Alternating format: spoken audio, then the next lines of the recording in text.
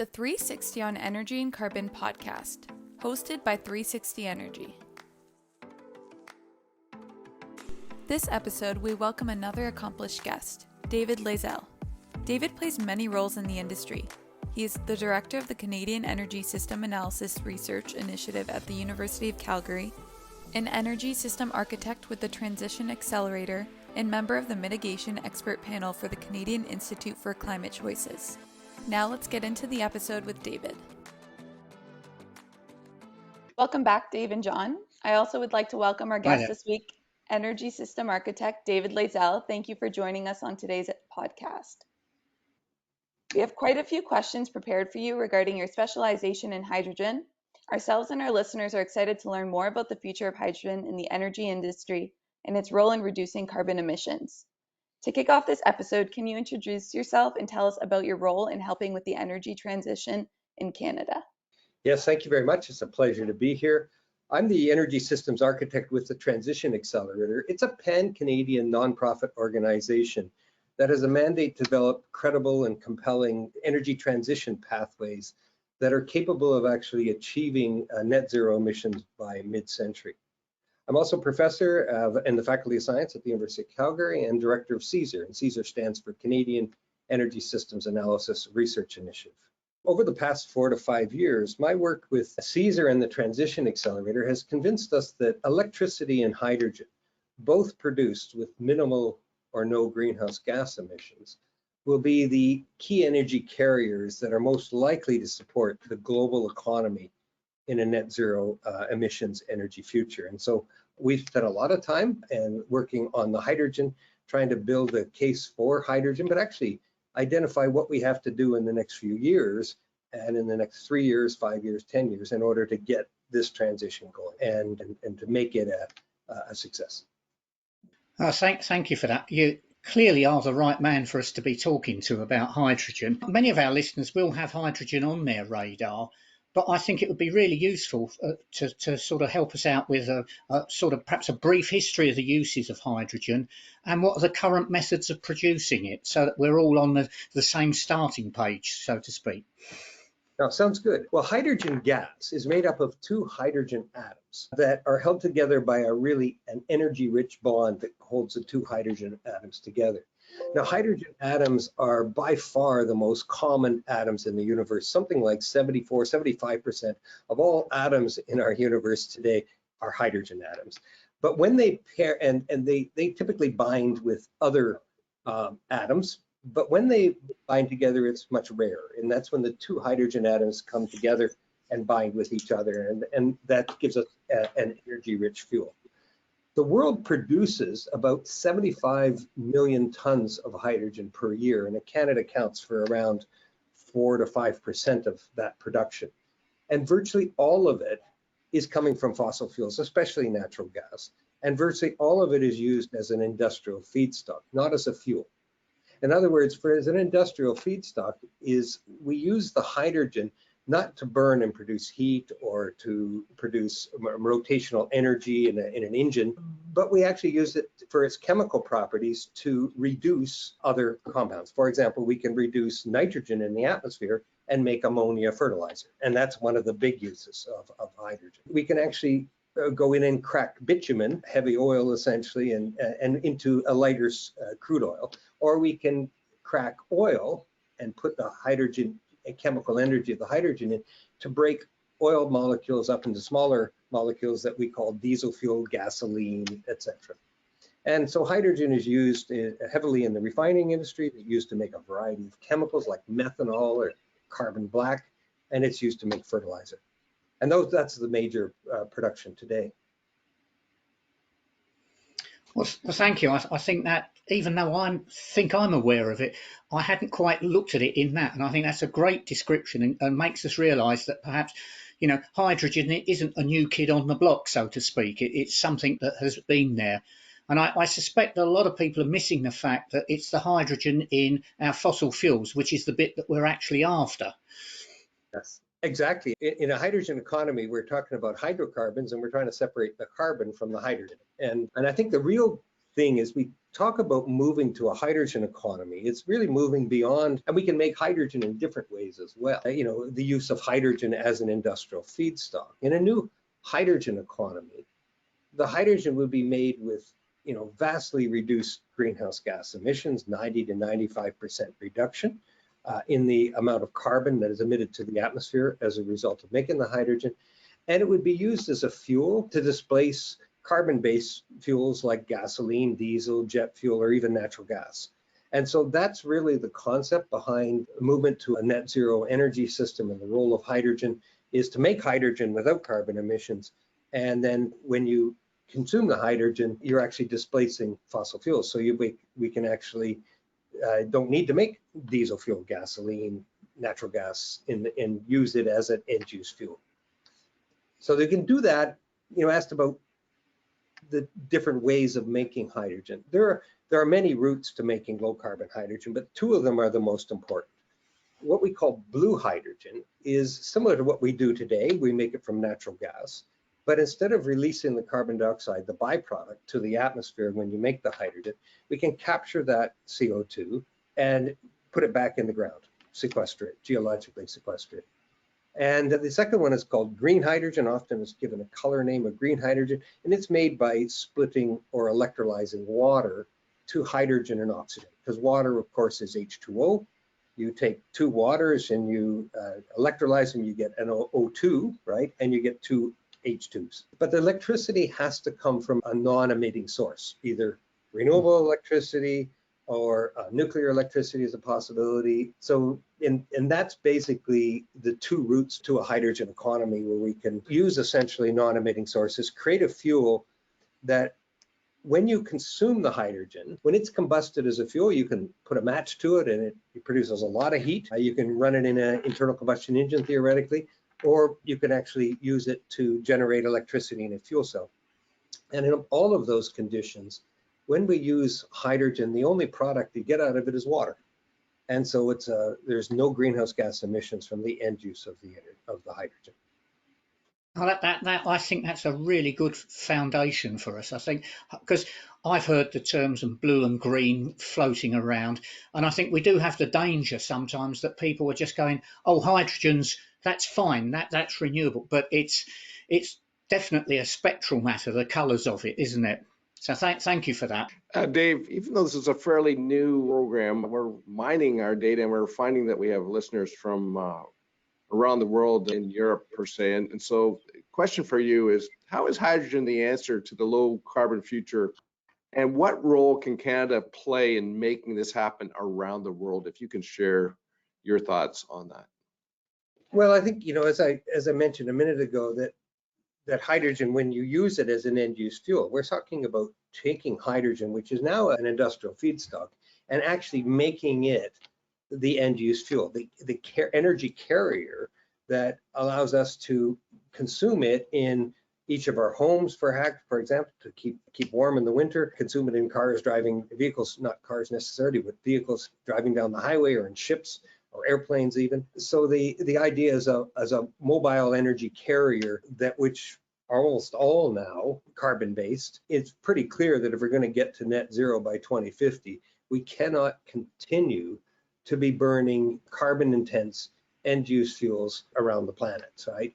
Yeah, we don't have enough biomass in the planet to actually replace those fuels, not even near enough biomass resources to move to biofuels. So it's pretty clear that that's not an overall solution. We also know that the internal combustion engines that we use today produce a lot of other compounds that aren't so good for human health and our atmosphere and environment, besides carbon, and it's got other emissions. So I think what we're looking at is to try to identify solutions where we can move away from carbon-based energy carriers. Doesn't mean we have to leave all our fossil fuels in the ground, but we can move away from carbon-based energy carriers to carbon-free energy carriers. Electricity is one, hydrogen is another, ammonia is made from hydrogen, that can be a third one, and then they become the energy carriers of the future. And so one of the benefits that Canada has is that we are one of the lowest cost producers of blue and green hydrogen in the world. A number of studies have been done. We have very low cost natural gas. We have holy rocks, very holy rocks that we can store lots of carbon in Western Canada. We have fantastic hydro resources in Eastern Canada and British Columbia and Manitoba. We have the ability to make relatively low cost electricity, which is very low carbon. We got fantastic wind and solar resources in various places across Canada. And we also have a nuclear capacity.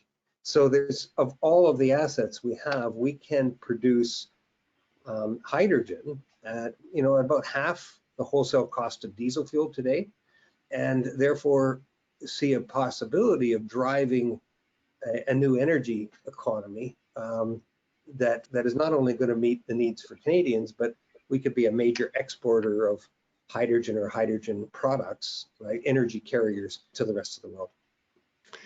Just a quick follow-up question, and perhaps you may or may not know the answer, but is Canada collaborating with any other countries in this area to make this a major initiative? Certainly in many parts of Canada are in discussions with many other countries.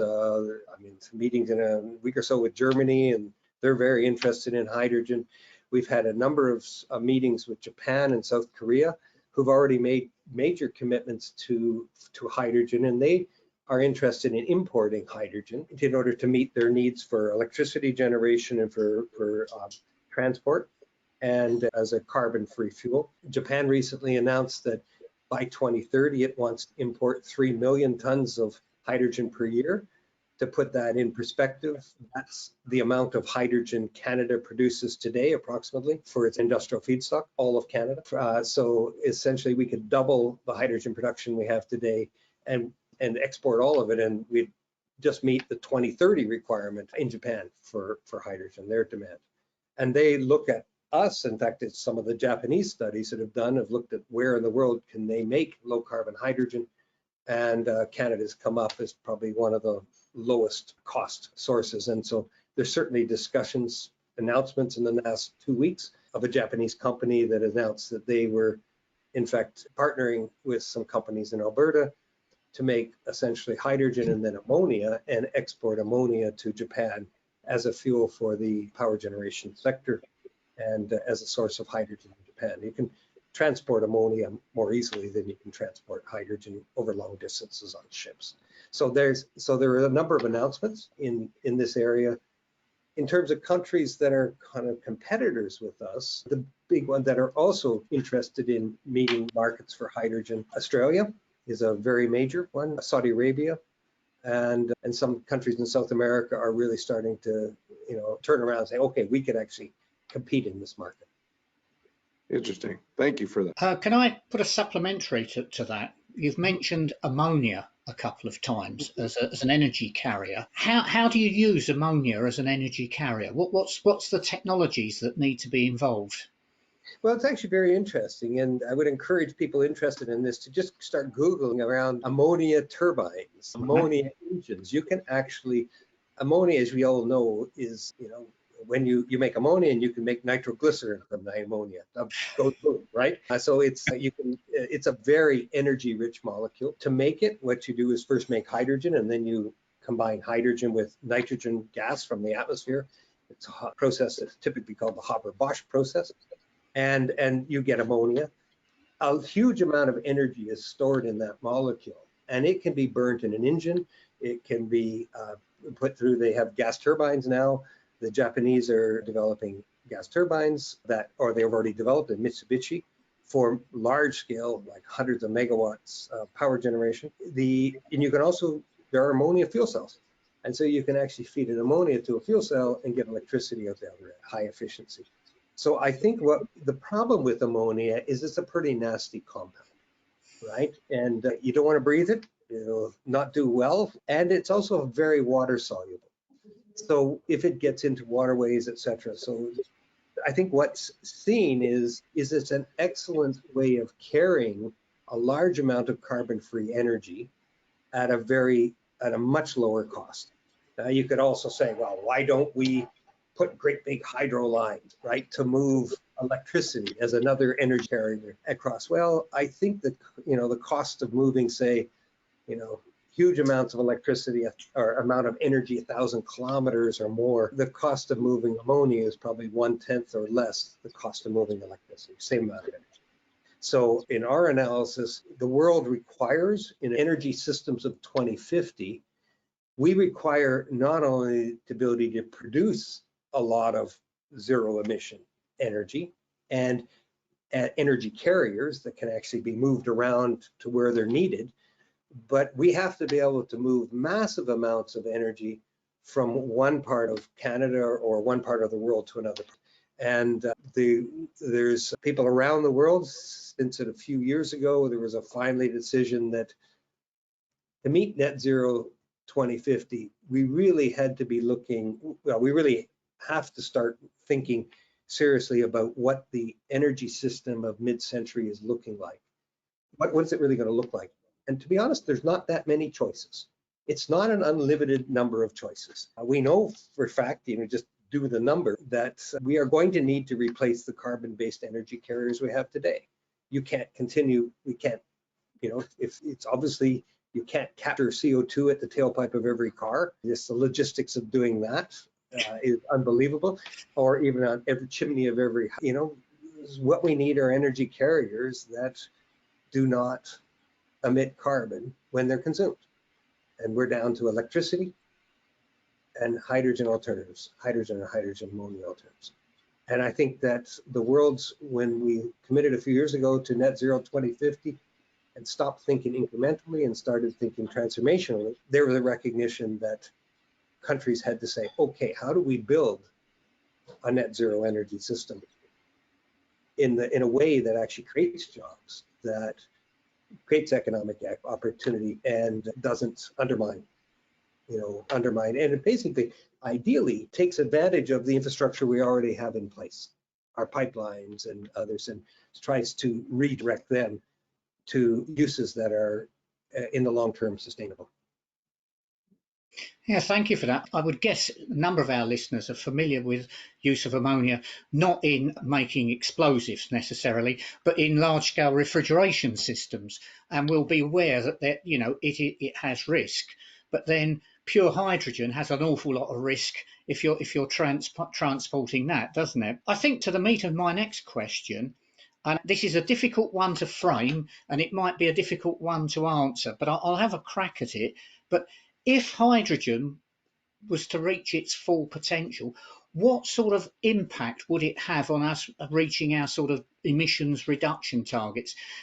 Would it play a 25% part of it or a 50%? I'm not sure of the best way of expressing that, but I think you can get where I'm going with the question.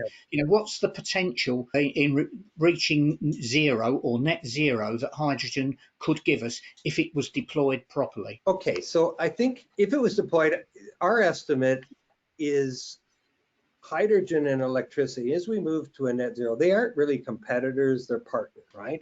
And right. You can make electricity from hydrogen, you can make hydrogen from electricity, you can make electricity from fossil fuels with carbon capture and storage, or nuclear energy, or wind and solar, but you can also make hydrogen from fossil fuels with carbon capture and storage, or you can make it through the electricity route, or you can make it from bio. And especially if you capture the CO2 from the biomass, you could get negative carbon emissions, hydrogen, right? So those are all the different strategies.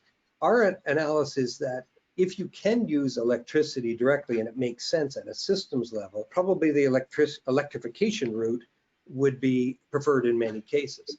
However, there are a number of really hard to decarbonize sectors where electricity, especially renewable electricity, just doesn't work, right? Heavy duty, long distance transport. You just can't put enough energy on a truck, in a battery, on heavy trucks, and drive those trucks like they do 15, 20 hours a day, and you don't have time to recharge them. They don't have the ability to, basically, they just don't meet the fit for service is very poor.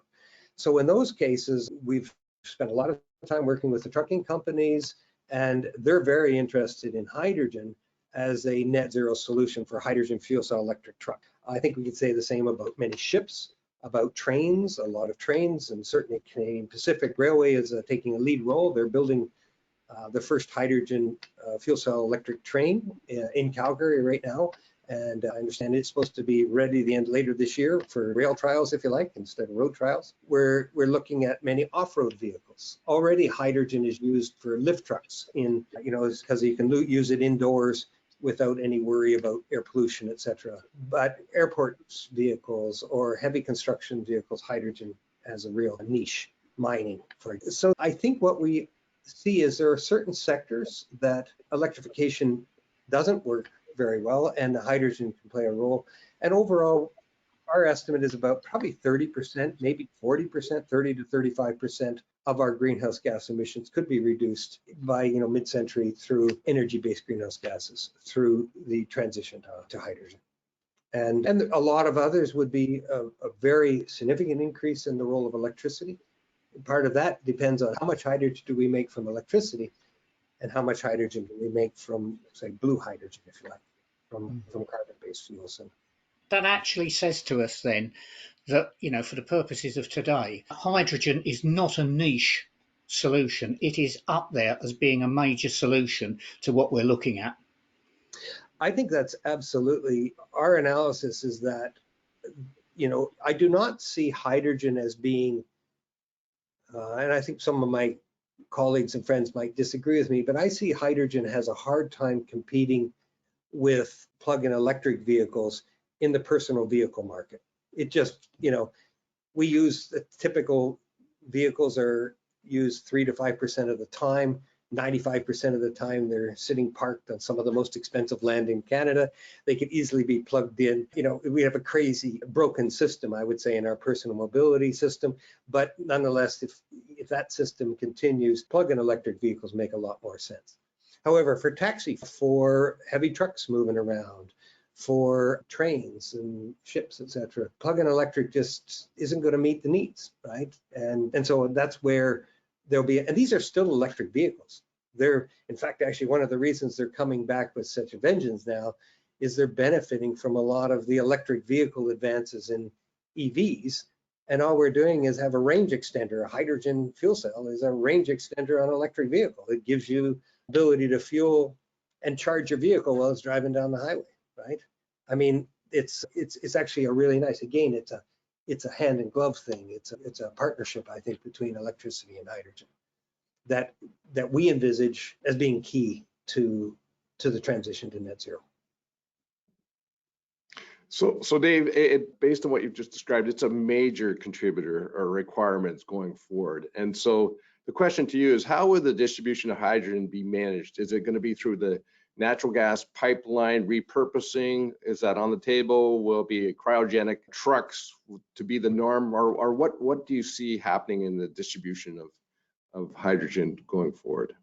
That's a really good question. Well, hydrogen is a gas, so it's much more challenging to move around and store than liquid fuels. So the answer to your question depends on a lot on the region and the sector being served. If you're in a province or a region with excess, low cost, low carbon electricity, and ideally a publicly owned grid so they can sort of not charge the grid charges to hydrogen generation, it may be possible to make the hydrogen from water right where it's needed. If you could have an electrolyzer right at a big truck fueling station, you basically bring in electricity, you make the hydrogen there, you don't have to move it around. It just goes, it compressed and goes right into a truck, or liquefied and goes right onto a truck. However, in most cases, the lowest cost hydrogen is going to be made centrally. So it will need to be moved. And because the fact that we pay 5 times or more for transportation fuels than we pay for heating fuels, the options open to transportation fuels are greater. I give an example. We pay somewhere between $7 to $10 or $11 a gigajoule for heat. That's retail price. We pay somewhere between $25 to $40 a gigajoule for transportation fuels, and we pay something like $30, $35, depending on where you are, to $50 or $60 a gigajoule for electricity as retail. That's all in retail prices. So, we pay a lot of variation. So if you're building a fueling station, so a small fueling station under a ton of hydrogen a day, compressed gases will probably be trucked into the fueling station, and it'll be delivered. But the reality is the economics of that is pretty lousy, and public subsidies will be required. For medium-sized fueling stations, something in a few tons a day, of hydrogen a day at a fueling station. Liquid hydrogen really makes a lot of sense, but the costs are still pretty high. It costs a lot of energy to make a liquid hydrogen. It's 253 degrees Celsius below zero. And it takes a lot of electrical energy to convert it. About a third of the energy in the hydrogen itself is required to make it liquefied. But if you're going to really go on large fueling stations that are many tons a day, and these ones can be really economic, and that's what you need for heavy truck on major highways, for trains, etc., ships, dedicated hydrogen pipelines are best. But to be economic, you really need a lot of demand on the pipelines. You can't be sending only 5 tons a day through a pipeline that goes 100 kilometers, for example. You can do a few tons a day through short pipelines, small ones, but you got to get to scale. For hydrogen to be used as a heating fuel or for power generation, in Japan, they're already starting to do it now. They want to get off nuclear. They've had the Fukushima problems, etc. They don't want to be burning coal and fossil fuels. They want to get to net zero. They're moving to the hydrogen or ammonia in power generation. For Canada, where we tend to really want to keep our prices for electricity much lower, we can see, or for heating homes, hydrogen will probably be blended into natural gas at say 5%, 10, maybe even 20% hydrogen.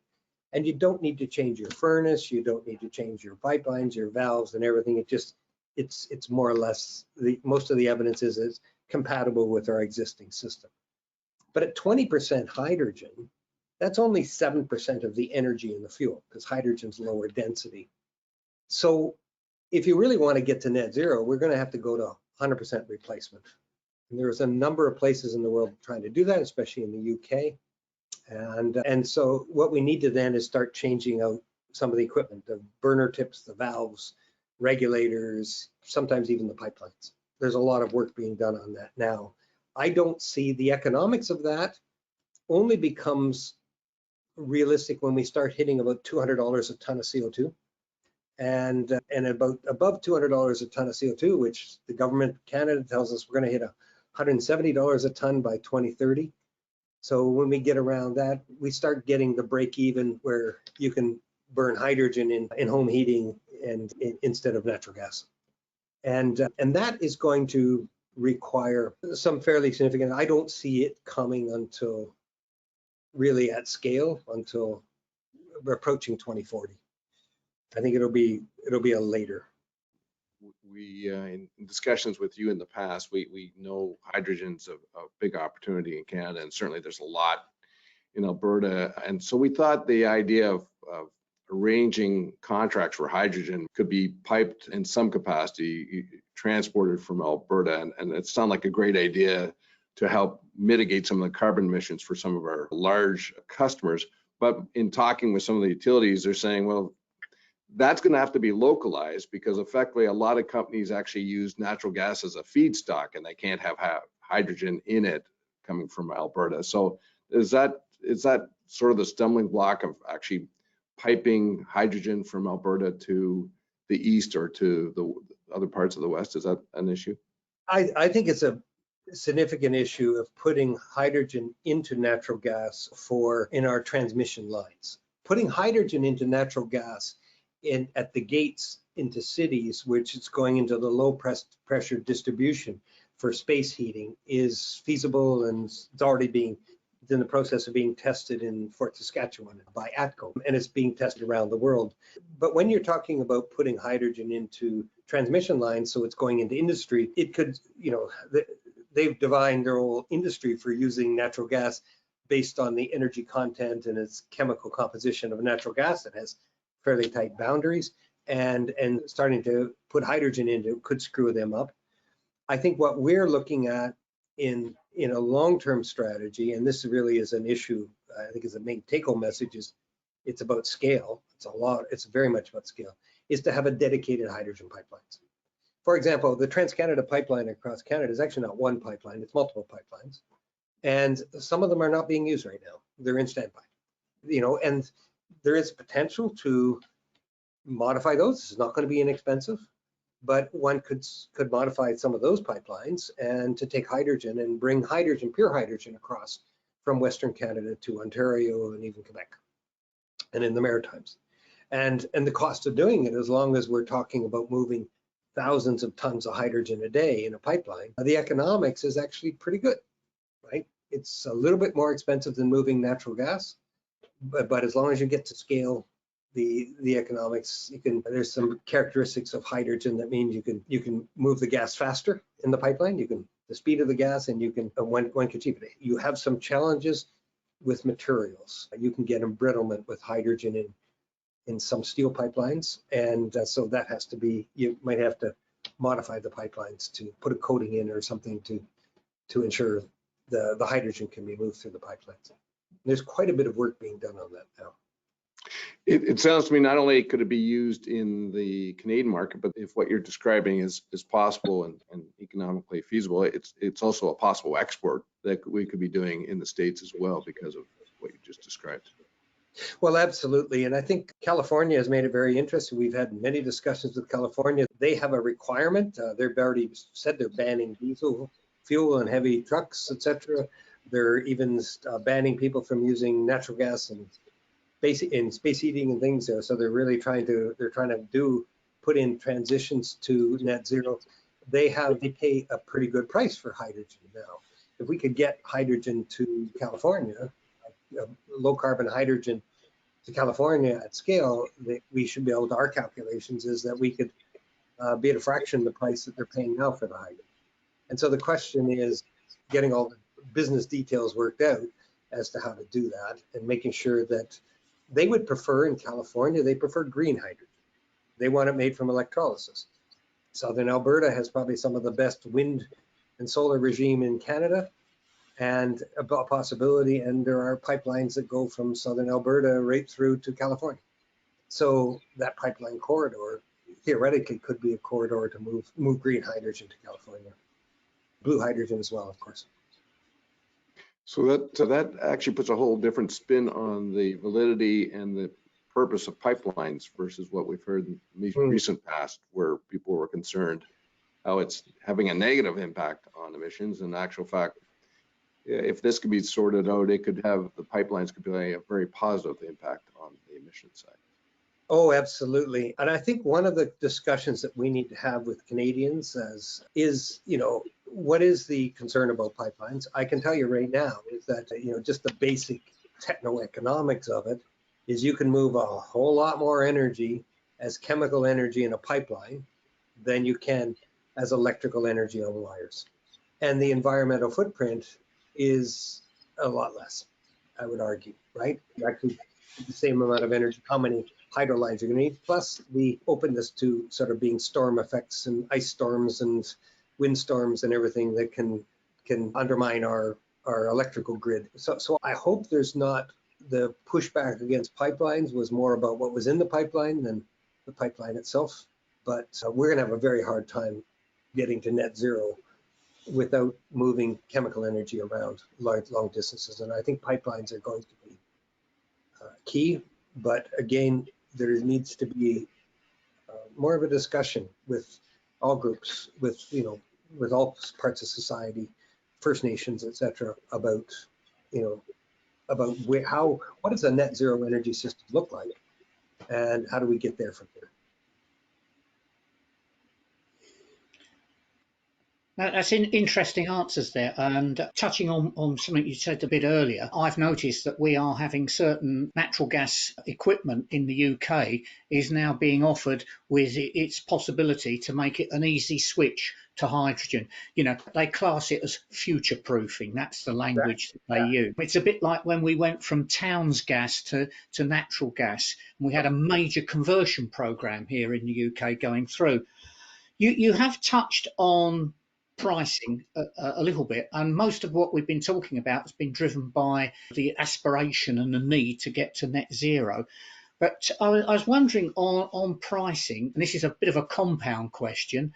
One, how will hydrogen markets work? Because it's going to be a whole different market to the sort of oil and gas markets that we've got today. And do we see hydrogen being a lower cost option to fossil fuels? And when might that happen? If you can work us and answer something around those elements of the question, that would be interesting. And if you could do it in 5 seconds, Dave, that would be No problem. Well, as you know, I mentioned before, is we pay a lot more for electricity than on a retail price than we do for transportation fuels, and more for transportation fuels, a lot more than we do for heating fuels. We keep, especially in Canada, heating fuels are kept low. We can make blue hydrogen for, about $10 to $14 a gigajoule. The price of natural gas, the retail price for natural gas is about $7 to $15 a gigajoule, depending on where you are in Canada and the price of natural gas. That's the wholesale price of making blue hydrogen. But it's a lot more expensive to deliver the hydrogen, and especially to put it into fueling stations, because they are more expensive. On the other hand, a fuel cell vehicle, when it's burning a gigajoule of hydrogen, it will take a vehicle, a fuel cell will take a vehicle a lot further, fuel cell electric, than burning a gigajoule of diesel fuel in a truck or a gigajoule of gasoline. So you get a drivetrain efficiency improvement. And it can be as much as 2 times. For example, on city buses or on trains, you get about a 2-fold improvement. So you get the same distance with half the amount of energy. And that's one of the benefits of hydrogen and hydrogen fuel cells. So it's really complicated in terms and highly dependent on the scale of supply and demand. The bottom line is that in a mature hydrogen energy system, the cost of transportation should be comparable to today in our analysis. And in a zero emission heating fuel, though, I would have to say I haven't been able to do any scenario where I can see that it's less expensive. It's going to be more expensive. Yeah. So we should be thinking right now about better building standards for all new buildings, about real retrofits of insulating existing buildings, because effectively, what's going to happen with, to get to net zero in space heating in the future is going to be more expensive. Whether if you want to use electric heating, electricity is many times, up to 6-7 times more expensive than, and we have a real problem of getting low carbon electricity in the middle of winter. Especially if we used it for heating, the amount of the whole effect on our energy demand is you got to have all of the infrastructure in place to make electricity in the middle of winter, even though you're not going to use it, you won't be using as much in the summer, right? So you're going to have all this infrastructure sitting around not being used. So the question that we're looking at is, we see hydrogen as perhaps a better solution for many Canadian cities, unless you're really in more moderate climates, British Columbia, maybe Halifax, they could get with heat pumps more. But in the end, we're probably going to have to accept the fact that some of our energy is going to be more expensive. And I think sending, carbon taxes are going to be part of helping to find the funding to do that. I think that's interesting, because I've long held the view that we've been, if you like, underpaying for energy for a long time. Certainly, we haven't factored in its environmental costs and everything. And if we had have done that, we probably wouldn't be so worried about our alternative energy is going to cost us more. But I think your point about buildings is a very, very valid one, because sometimes we focus on energy generation. But if we can reduce demand, that's the best kilowatt hour, isn't it? The one that we don't use. Absolutely. And you talk about the price of energy. In the UK, you pay quite a bit more for energy than we do. We do. So, yeah, thank you. This has been a great conversation to listen in on. To end off this episode, we talked quite a bit about the role of hydrogen in reducing carbon emissions and getting closer to a targeted net zero. What role do you see governments playing in the development of the hydrogen market? Well, I think the first thing we do is we need a hydrogen and electricity strategy. So we need a strategy to get us to net zero. I very much disagree with the thought that all we need is a carbon tax and let the free market decide. I think that the free market won't decide. All we'll get is incremental change, and we'll get political problems, and we aren't going to make the progress. All of our major transformative changes in our energy systems in the last 200 years or more around the world have been done by purposeful developing infrastructure and having a clear vision, or reasonably clear vision of where we wanted to go or where we weren't going to go, right? As part of it. I think we need carbon taxes, but rather than handing the money back to the taxpayers, I would argue it should be invested in the infrastructure changes we needed to deploy. This will create jobs, attract investment, and generate the demand that will bring down the pricing and then get us to scale. And we also need appropriate policies and standards. So I think the government has an incredibly important role to play. But the most important thing is all levels of government, from municipal, provincial, territorial, national governments, need to have a shared and aligned vision and as to where we're going to go. That is happening in other countries. There's hydrogen strategies and electricity strategies around the world that are coming out.